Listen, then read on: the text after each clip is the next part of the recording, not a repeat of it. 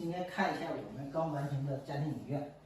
这是一块180寸的幕布，宽度是4米，高度是2米，非常有视觉冲击力。所有的音响设备都隐藏在幕的后面。